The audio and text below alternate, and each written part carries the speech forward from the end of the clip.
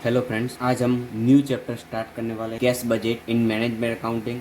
तो उसका फॉर्मेट क्या है पहले वो डिस्कशन कर लेते हैं, उसके बाद एग्जांपल सॉल्व करेंगे। कैश बजट का फॉर्मेट, तो इधर मैंने सारा फॉर्मेट आपके सामने रखा है। सबसे पहले cash budget for the year, जो भी ईयर का आपको बजट बनाना है, जितने मंथ्स का आपको बजट बनाना है तो वो आपको हेडिंग में लिखना है। Cash budget for June to सितंबर, जितने मंथ का आपको बजट बनाना है उतनी कॉलम आपको ड्रॉ आउट करनी है। मंथ 1, मंथ 2, मंथ 3, यहाँ पे मैंने 3 मंथ्स का डिस्कशन किया है। तो फर्स्ट में आपको क्या लिखना है, ओपनिंग कैश बैलेंस।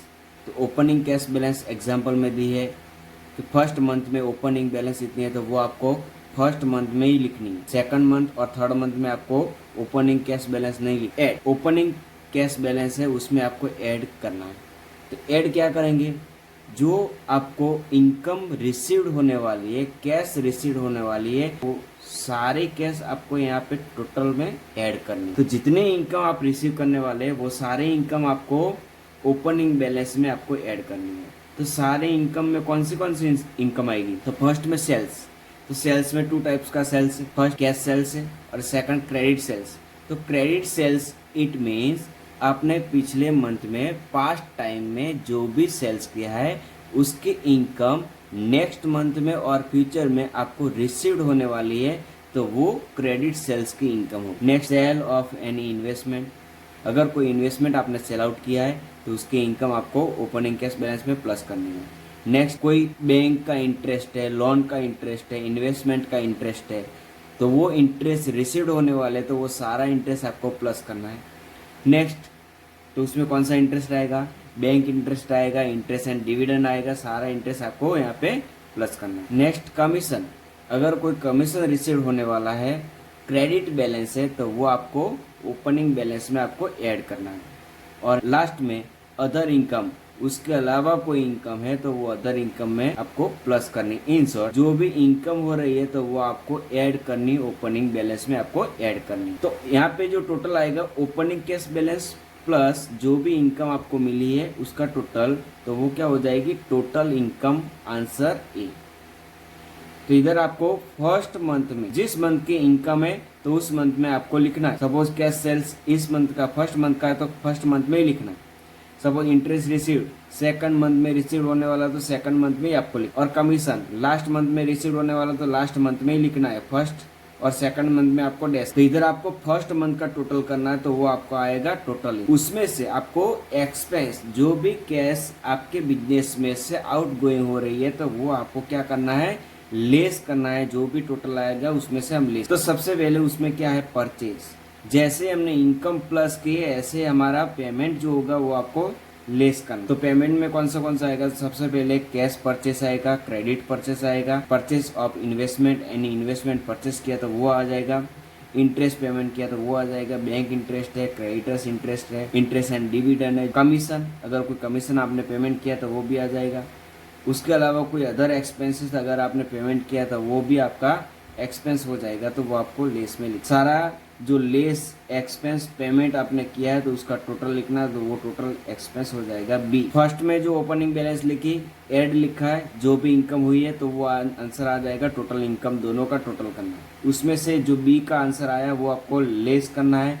सपोज यहाँ पे आंसर आया 1 लाख रुपीज, तो उसमें से जो भी पेमेंट का आंसर आया वो आपको लेस। तो यहाँ पे जो प्लस में से आपको एक्सपेंस जो किया वो माइनस करेंगे, आपकी जो बैलेंस आएगी वो कौन सी बैलेंस आएगी, क्लोजिंग कैश बैलेंस आएगी फॉर द फर्स्ट मंथ। तो फर्स्ट मंथ में क्लोजिंग बैलेंस आपको मिल, वो क्लोजिंग बैलेंस नेक्स्ट मंथ के लिए ओपनिंग बैलेंस हो जाएगी, तो वो आपको टोटल यहाँ पे लिखना है। जो यहाँ पे डिफरेंट आया है तो वो आपको कहाँ पे लिखना है, सेकंड मंथ में ओपनिंग कैश बैलेंस लिख। फिर वापस आपको ऐड का टोटल करना है, ओपनिंग कैश बैलेंस का टोटल करना, तो आपको टोटल इनकम मिल जाएगी, और उसमें से एक्सपेंस आपको लेस करना तो क्लोजिंग बैलेंस मिल जाएगी। फिर आपको थर्ड मंथ में ओपनिंग कैश बैलेंस लिखनी है, जो भी आंसर सेकंड मंथ में क्लोजिंग बैलेंस आया तो वो थर्ड मंथ में ओपनिंग हो जाएगी। फिर आपको इनकम रिसिप्ट है तो वो आपको प्लस करना है, पेमेंट है तो वो आपको लेस करना है, फाइनल बैलेंस आएगी वो आपकी क्लोजिंग कैश बैलेंस आ जाएगी। ओके फ्रेंड्स, हमने फॉर्मेट है वो डिस्कशन कर लिया है। तो अभी एक एग्जाम्पल सॉल्व आउट कर लेते हैं। Sum number 2 page number 395। Management account के कैश बजट का एग्जाम्पल है। तो सम नंबर 2 गायत्री लिमिटेड का एग्जाम्पल है, तो वो हम डिस्कशन कर लेते हैं, बाद में सॉल्व आउट करेंगे। From the following information of the Gayatri limited prepare cash budget for the 3 months from the April to June 2012। कितने मंथ्स का आपको बजट प्रिपेयर करना है? 3 मंथ्स का बजट आपको प्रिपेयर करना है, लेकिन स्टार्ट कहाँ से करना है? अप्रैल से स्टार्ट करना है और एंडिंग कहाँ पे करना है? जून में आपको एंडिंग करना है। तो अप्रैल, मई और जून 3 मंथ्स का आपको बजट प्रिपेयर करना है। फर्स्ट में इंफॉर्मेशन में क्या है? First, cash and bank balance on 1 April 2012 is ₹60,000। It means April month की ओपनिंग बैलेंस आपके पास है ₹60,000। सेकंड में इंफॉर्मेशन कौन सी है? मंथ। तो मंथ में कहाँ से आपको इन्फॉर्मेशन दी है? फरवरी, मार्च, अप्रैल, मई और जून। तो फरवरी से स्टार्ट किया और जून में एंडिंग किया।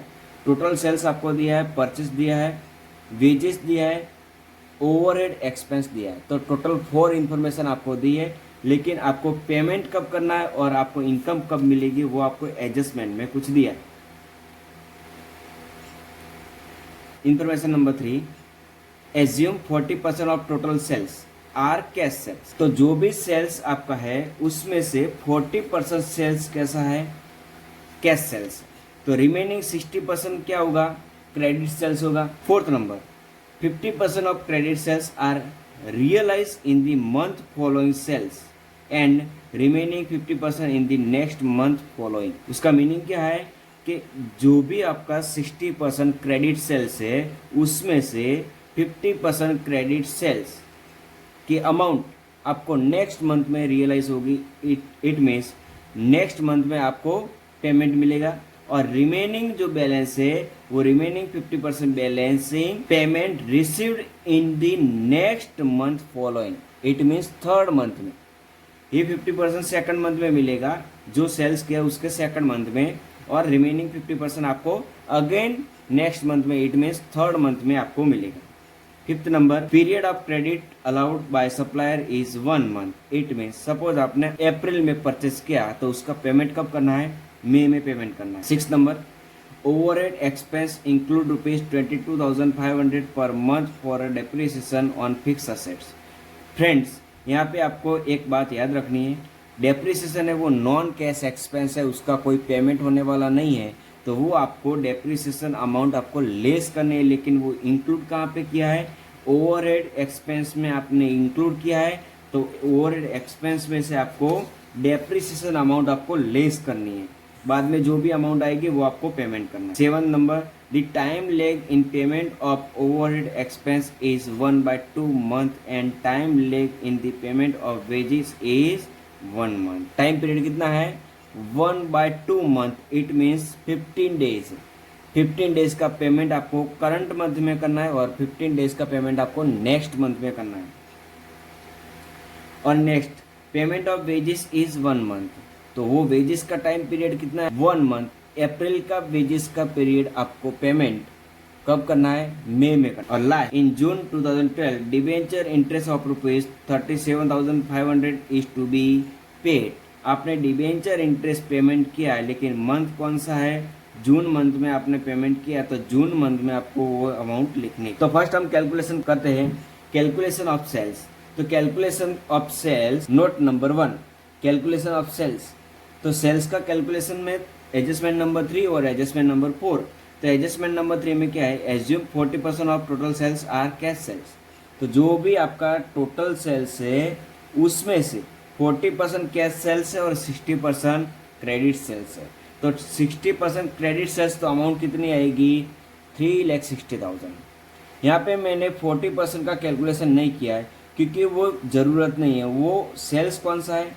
फरवरी मंथ का सेल्स है, और आपको कैलकुलेशन अप्रैल मंथ का कैलकुलेशन। अप्रैल मंथ में इनकम रिसीव्ड होगी, लेकिन वो क्रेडिट सेल्स जो आपने किया है 50% वाला, तो 50% रिमेनिंग अमाउंट आपको थर्ड मंथ में मिलेगी। लेकिन उसका मीनिंग क्या है? आपको बिफोर 2 मंथ आपको कैलकुलेशन करना है।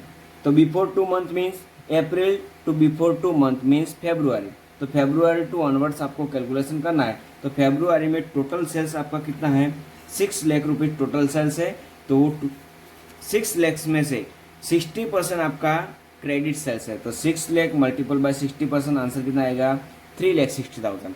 उसमें से 50% अमाउंट रिसीव्ड होगी नेक्स्ट मंथ में, इट मीन्स मार्च मंथ में वो रिसीव्ड होगी, and remaining amount in the next following month, it means April में रिसीव्ड होगी 1,80,000।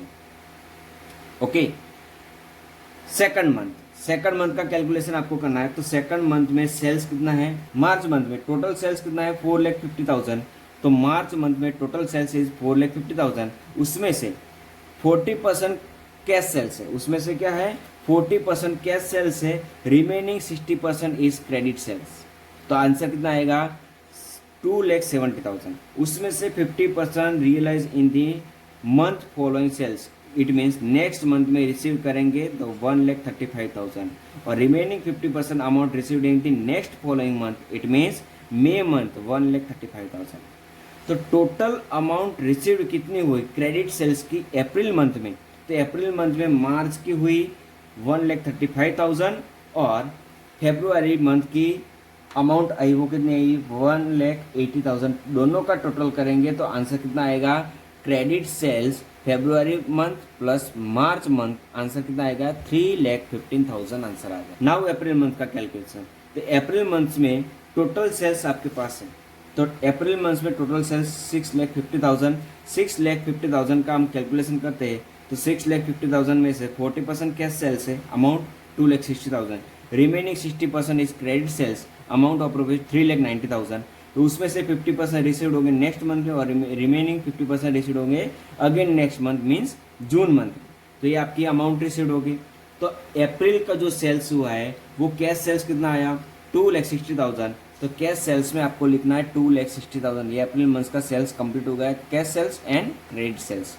नाउ अप्रैल मंथ का क्रेडिट सेल्स मई मंथ में रिसीव्ड होगा, तो अमाउंट कितनी आएगी 1,95,000, और मार्च मंथ का अमाउंट मई में रिसीव्ड होगा वो अमाउंट कितनी है 1,35,000। दोनों का टोटल करेंगे तो आंसर कितना आएगा, मई मंथ में रिसीव्ड होगा क्रेडिट सेल्स का अमाउंट कितनी आएगी 3,30,000, वो आपकी टोटल अमाउंट रिसीव्ड होगी ऑफ क्रेडिट सेल्स की। नेक्स्ट मंथ का कैलकुलेशन करना है, मई मंथ में टोटल सेल्स कितना है 9 लाख रुपीज़, 9 लाख में से 40% इज कैश सेल्स, तो 9 lakh multiple bye 40%, answer is 3,60,000, वो आपका कैश सेल्स हो गया।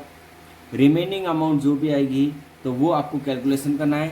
तो रिमेनिंग अमाउंट मई month total sales is 9 lakh, उसमें से 40% कैश सेल्स, रिमेनिंग 60% 5,40,000, उसमें से 50% रिसीव करेंगे नेक्स्ट मंथ में, और रिमेनिंग 50% रिसीव करेंगे अगेन नेक्स्ट मंथ में।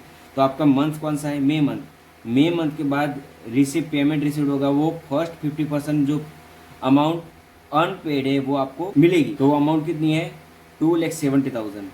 और अप्रैल मंथ का जो क्रेडिट सेल्स था उसका जून मंथ में जो अमाउंट रिसीव हुई वो प्लस जून मंथ की अमाउंट रिसीव हुई 2,70,000, दोनों का टोटल करेंगे तो आपको जून मंथ में जो भी अमाउंट रिसीव होगी वो आपको मिल जाएगी। लास्ट जून मंथ का टोटल सेल्स कितना है 5 लाख, उसमें से 40% क्रेडिट सेल्स 40% कैश सेल्स का कैलकुलेशन आपको करना, क्योंकि क्रेडिट सेल्स नेक्स्ट मंथ में मिलेगा, और जून के बाद नेक्स्ट मंथ कौन सा आएगा जुलाई, तो जुलाई मंथ का आपको बजट प्रिपेयर नहीं करना है, जून मंथ तक ही आपको प्रिपेयर करना है। तो आपको कैश सेल्स ही आपको कैलकुलेशन में कंसिडर करना है। तो कैश सेल्स कितना आएगा 2 लाख रुपीज़, तो वो आपका कैश सेल्स हो गया। Okay, now adjustment number 3 complete और 4 complete. Now adjustment number 5, the period of credit allowed by supplier is 1 month. It means आपने जो क्रेडिट परचेस किया है उसका टाइम पीरियड कितना है 1 मंथ। फेब्रुआरी मंथ में आपने परचेस किया तो उसका पेमेंट कब करना है आपको मार्च में करना है। मार्च मंथ में जो आपने परचेस किया उसका पेमेंट नेक्स्ट मंथ में मीन्स अप्रैल मंथ में आपको पेमेंट करना है। उसमें कितना परसेंटेज कैश परचेस और कैश सेल्स है वो इन्फॉर्मेशन आपके पास नहीं है। डायरेक्टली जो परचेस है वो 100% क्रेडिट परचेस है। तो आपको टाइम पीरियड कितना है 1 मंथ। तो बिफोर 1 मंथ आपका बजट अप्रैल से 1 महीने पहले का आपको कैलकुलेशन रिक्वायरमेंट है। तो अप्रैल से 1 महीने पहले मीन्स मार्च मंथ 2,70,000 ये आपका क्रेडिट सेल्स है, लेकिन आपको पेमेंट कब करना है अप्रैल मंथ में आपको पेमेंट करना है। तो अप्रैल मंथ में पेमेंट होगा 2,70,000। अप्रैल का जो भी परचेस किया है 3,30,000 उसका पेमेंट कब करना है मई मंथ में करना है। तो मई मंथ में 3,30,000। और मई मंथ का जो परचेस किया 4,80,000 उसका पेमेंट कब करना है, नेक्स्ट मंथ में, तो वो जून मंथ में पेमेंट करना 4,80,000। तो ये क्रेडिट परचेस का पेमेंट हो गया। उसमें कैश परचेस नहीं है तो कैश परचेस में हमने डैश लिखा है। ओके, नेक्स्ट 5th नंबर का एडजस्टमेंट कंप्लीट हो गया। नाउ 6th नंबर का adjustment, overhead expense include of ₹22,500 per month for depreciation on fixed assets. तो ओवरहेड में 22,500 का डेप्रिसिएशन ऐड कर दिया, तो वो आपको पहले लेस करना है, क्योंकि वो नॉन कैश एक्सपेंस है, उसका कोई पेमेंट होने वाला नहीं है, तो वो यहाँ पे कंसिडर नहीं करना है। तो टोटल आपके पास जो भी ओवरहेड है उसमें से एवरी मंथ में आपको 22,500 आपको लेस करना है। लेकिन कैलकुलेशन कहाँ से करना है वो हम एक बार डिस्कशन कर लेते हैं। तो उसका एडजस्टमेंट दिया है 7th number, time leg in the payment of overhead is half month. 15 days का आपको कैलकुलेशन करना है। इट मीन्स आपको 15 डेज जो बजट प्रिपेयर करना है उससे 15 डेज बिफोर आपको कैलकुलेशन रिक्वायरमेंट है। तो 15 डेज का कोई बजट नहीं है तो पिछले मंथ का कैलकुलेशन रिक्वायरमेंट है, तो वो अमाउंट कितनी है ओवरहेड की 97,500 टोटल अमाउंट है। उसमें से आपको डेप्रिसिएशन अमाउंट आपको लेस करनी है, तो वो डेप्रिसिएशन अमाउंट लेस करेंगे तो आंसर आएगा 75,000। कितना आंसर आएगा 75,000 डेप्रिसिएशन हमने लेस कर दिया, तो total net expense of overhead is 75,000। उसमें से आपको एडजस्टमेंट में क्या बोला है कि overhead expense is half month, तो उसका कैलकुलेशन कर लेते हैं। नोट नंबर 2, तो उसका कैलकुलेशन क्या है, calculation of overhead March month. तो सबसे पहले आपको डेप्रिसिएशन लेस करना है, तो डेप्रिसिएशन लेस कर लिया, तो total net amount of overhead answer आया 75,000। उसमें से आपको क्या बोला है हाफ मंथ। फ्रेंड्स यहाँ पे एक बात याद रखनी है कि जो आपको एग्जाम्पल में ये अमाउंट दी है वो आपको नेक्स्ट मंथ में कैरीड फॉरवर्ड करनी है। यहाँ पे कितना दिया है 1/2, तो जो भी अमाउंट है उसका 1/2 आपको नेक्स्ट मंथ में कैरी फॉरवर्ड करना है। 1/2 आंसर कितना आएगा 50%। तो 50% मार्च में और 50% अप्रैल में। तो अप्रैल में पेमेंट कितना करना 37,500, वो मार्च मंथ का एक्सपेंस है। सेकंड मंथ अप्रैल मंथ का टोटल ओवरहेड कितना है 1,27,500, उसमें से आपको सबसे पहले डेप्रिसिएशन आपको लेस करना, तो टोटल अमाउंट कितनी आएगी 1,05,000। उसमें से क्या बोला है 1/2 month payment in the next month. तो आपका जो भी पेमेंट आया 1,05,000 उसमें से 50% आपको पेमेंट करंट मंथ में करना है और 50% payment in next month means अप्रैल का पेमेंट मई में करना है। तो यहाँ पे अप्रैल का टोटल करना है, तो अप्रैल का आपको पेमेंट मिल जाएगा। ऐसे ही आपको कैलकुलेशन करना है मई मंथ का। तो मई मंथ में आपको टोटल ओवरहेड्स कितना दिया है 1,42,500, उसमें से डेप्रिसिएशन आपको लेस करना, तो total net amount of overhead answer आएगा 1,20,000। उसमें से 50% payment in the current month and 50% payment in the next month. तो आंसर कितना आएगा 60,000 मई मंथ में और 60,000 जून मंथ। और लास्ट में जून मंथ में टोटल एक्सपेंसेस 1,12,500, उसमें से 22,500 आपको डेप्रिसिएशन का लेस करना है, तो total net amount of expense आएगा 90,000। उसमें से 50% आपको जून मंथ में आपको पेमेंट करना है। यहाँ पे कैलकुलेशन किया है जुलाई मंथ का, लेकिन वो आपको रिक्वायरमेंट नहीं है। तो यहाँ पे आपको फ्रेंड्स क्या करना है अप्रैल का टोटल करना है, मई का टोटल करना है और जून का टोटल करना है। तो 3 मंथ्स का आपको एक्सपेंस मिल जाएगा। वो एक्सपेंस आपको लेस पेमेंट में payment of overhead amount of ₹90,000, 37,500 plus 52,500, तो आंसर कितना आएगा 90,000। 52,500 प्लस 60,000 आंसर कितना आएगा 1,25,000 और 60,000 प्लस 45,000 आंसर आएगा 1,05,000। यहाँ पे आंसर आपको लेस करना है 1 lakh. Next now 7th number का एडजस्टमेंट है, वो क्या है time leg in the payment of wages is 1 month. जो भी आपकी वेजेस है उसका टाइम लेग कितना है 1 मंथ। इट मीन्स आपको मार्च का पेमेंट आपको अप्रैल में करना है, अप्रैल का पेमेंट आपको मई में करना है और मई का पेमेंट आपको जून में करना है, जून का पेमेंट आपको जुलाई में करना है। तो आपको बजट रिक्वायरमेंट कौन सी है अप्रैल टू जून। तो अप्रैल में जो भी पेमेंट होगा वो मंथ कौन सा होगा March month. Total wages is 1,08,000, तो मार्च का पेमेंट आपको अप्रैल में करना 1,08,000। सेकंड में 1,44,000, तो सेकंड मंथ में 44,000 और मई का पेमेंट आपको जून में करना 1,50,000 1 लाख। नेक्स्ट आपको adjustment number 8 in June 2012 debenture interest of ₹37,500 is to be paid. Month कौन सा है जून 2012, तो जून में आपको लिखना है 37,500 इज टू बी पेड, हमने पेमेंट किया है जून में तो आपको जून में ही, ठीक है फ्रेंड्स। यहाँ पे सारी इन्फॉर्मेशन आपकी कवर हो गई। अभी आपको क्या करना है, ओपनिंग बैलेंस आपके पास है, ये जो आपका आंसर आया उसका टोटल करना है, तीनों आइटम का टोटल कीजिए तो आंसर आएगा टोटल रिसीप्ट 6,35,000, ये आपका टोटल इनकम हो गई। उसमें से आपने जो एक्सपेंस किया वो आपको लेस करना, तो टोटल एक्सपेंस का टोटल आएगा 4,68,000 रुपये। अभी आपको क्या करना है, closing cash balance find out करना है, तो ए माइनस बी, ए का जो टोटल आया 6,35,000, उसमें से 4,68,000 आपको लेस करना है, तो टोटल क्लोजिंग बैलेंस आपकी आएगी वो 1,67,000। तो वो आपकी closing balance, closing cash balance of April month, it is a May month opening cash balance amount of rupees 1,67,000। फिर वापस आपको क्या करना है, तीनों का टोटल करना, तो वो आंसर आएगा 8,57,000। उसमें से जो एक्सपेंस आपने किया वो आपको टोटल यहाँ पे लिखना है, तो वो बी का आंसर आएगा, तो ए माइनस बी, तो टोटल आपकी क्लोजिंग बैलेंस मिलेगी वो 2,70,500। वो closing cash balance for the month of May, it means June month opening balance 2,70,500। फिर वापस आपको तीनों का टोटल करना है 9,35,500। उसमें से जो भी आपने पेमेंट किया वो आपका बी का आंसर आएगा, तो A minus B, total net closing balance for the month of June month is 1,63,000। ये आपका आंसर होगा, ठीक है फ्रेंड्स, थैंक यू।